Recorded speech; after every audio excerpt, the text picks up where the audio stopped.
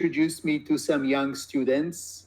They're students, so they're right out of university. So we don't pay them much, but it doesn't feel like exploitation because they learn how to work in an international environment. They learn regeneration, all of this. I think it's a very valuable life and learning skill, even though we pay them something which I would be embarrassed to pay to somebody even in Portugal, right?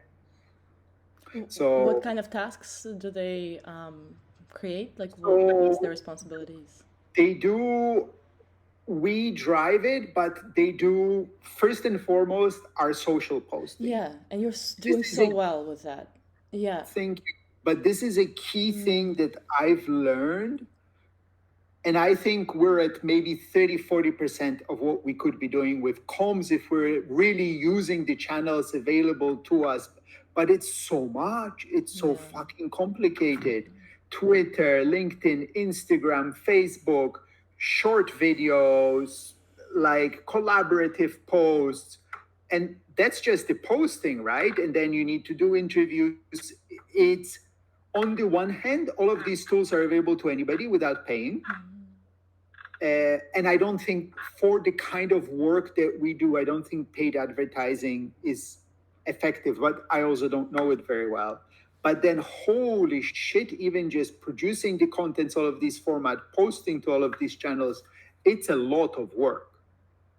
So that's what they're doing. They're based on, they have, I mean, they're learning, right? They're young. So mine and my co-founder, we drive the design. We both have pretty good design sense.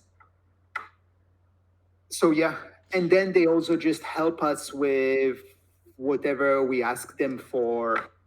What about communications with the camp creators? Because the uniqueness of your event that also reminds me of Burning Man is that you decentralize your influence as an event organizer to give a chance to others you're including into this event to co-produce it with you. Scheduling, So experience. so that's been all me and Audrey, my co-founder. I mean, in general, my mental model of working with other humans in general is that if you pay people little, you have to give them well-defined, clear tasks which you know how to do yourself.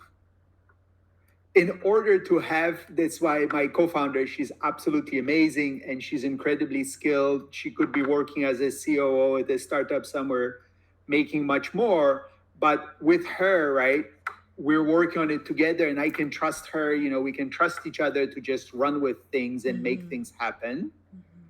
When you hire people that are junior or at a intro level, then you have to be able to organize and task out the works or help them organize. I mean, we're after the first few weeks, it's not like I'm organizing the work for them, but I created the framework, right, in the task tracking and all of this. And then, you know, like they can just run with it, but we gave them a well-defined, organized framework for dealing with this mess of doing this 6 different types of posts into 8 different channels and then da.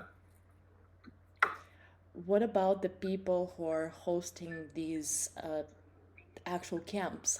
What kind of relationships you've been able to develop with them over these 2 iterations, and what's the role they've played in co-creating? So, I mean, a lot of this, a good number is people that I've had relationships from before. Yeah. For example, Greater Than, which is coming. I actually got one of my pushes of inspiration for the gathering about 8 years ago at an event that they did in Spain. They did something called Network Convergence. And I was like, this is really cool, but we need many more organizations here. And this has a lot of potential. So I've known them for quite a while. And yeah, I mean, I think it's early days, right? So every time you do something new in early days, the people who come are the people who are either curious or in this case, because they have to do more than just show up, are the people who just feel it, right?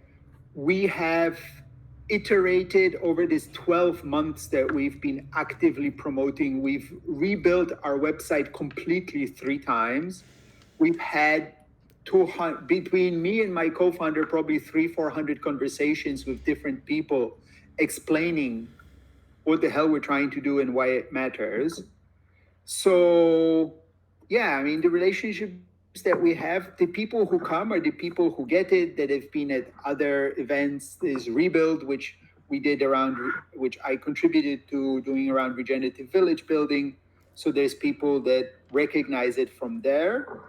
And yeah, I mean, I think it's people like us, people who appreciate the outdoors and nature and see the value of co-creation and are excited to contribute to building the ecosystem.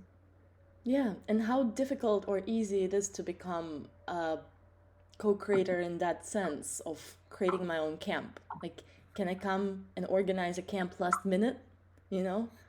So last minute, definitely not, because there is a financial and like all of the systems and so on and so forth. And it's very interesting because how hard or how easy has varied immensely between different camps. I see. That makes sense. Some camps just did a lot of promotion